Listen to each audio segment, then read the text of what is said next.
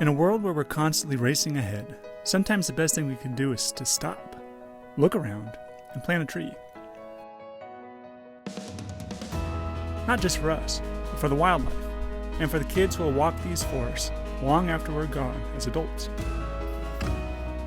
This is our Ponderosa Pine Legacy Project. My boys and I are planting 20 saplings on our homestead here in the Sierra Nevada foothills.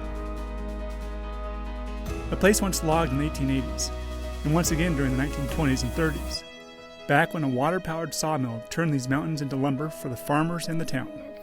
Today only the stumps remain, from the saplings too young at the time to be logged. How old is this? This one's 76. How do you know? I counted them. You counted all those rings? Yes. Cool. Sorry, that one's 86. This was 96. 96?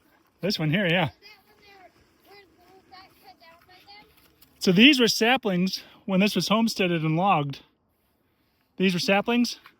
Who cut that one down? Well, this fell down because of the bark beetle.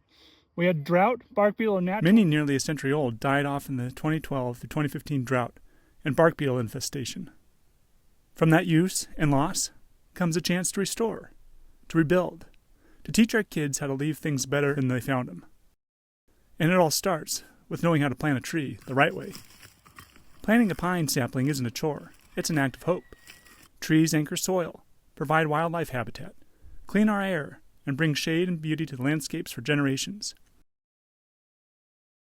If you've never planted one before, this is an important skill that everyone should learn. A life lesson that any boy and girl should have is bringing a forest into their lives to benefit those generations that come after us, right? Is that seriously 20? There's 20 in there. So we're going to plant these, show you how to do it, probably more importantly, where to put them, right? You don't need any fancy tools either. We're using a drain spade, sometimes called a sharpshooter. This narrow, flat shovel is perfect for digging deep, focused holes without removing much soil. These 20 Ponderosa Pine saplings were generously provided by the U.S. Forest Service, so big shout out to our federal employees for helping us enhance this land. So what are we keeping those in the cooler right now? Because we have to keep them wet, and we have to be careful with their roots. Where you plant a sapling can determine if it survives or not, so choosing the right microclimate is key. We're planting these pines on the north and east sides of old stumps or rock outcroppings, where they get some shade protection from the harsh summer sun. And if you're enjoying this video so far, don't forget to give this video a like and share it with someone who loves nature. As a thanks for doing so, check out these old trees, some of the oldest in the world.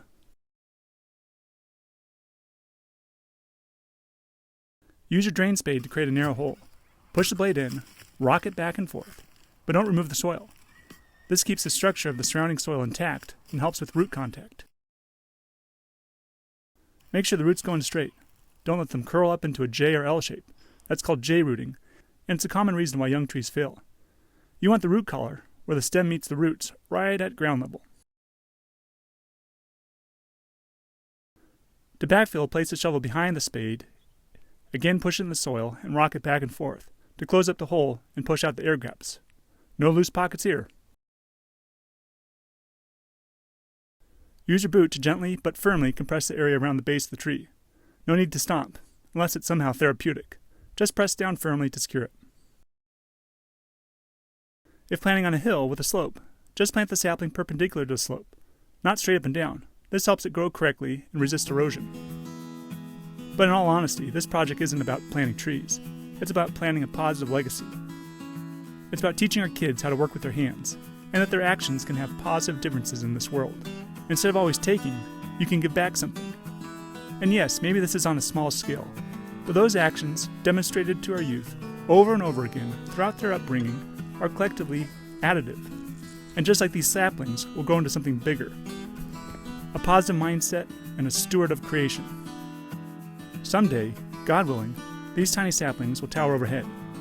They'll shade deer trails, catch snowfall, hold the soil after a storm, and someone, maybe our kids' kids' kids, will walk through these woods and feel peace.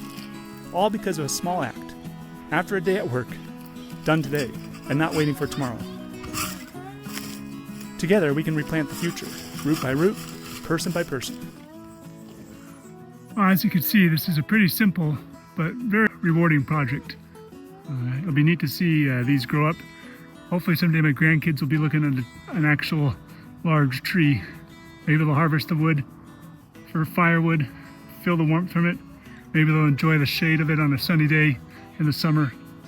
Either way, a fun project.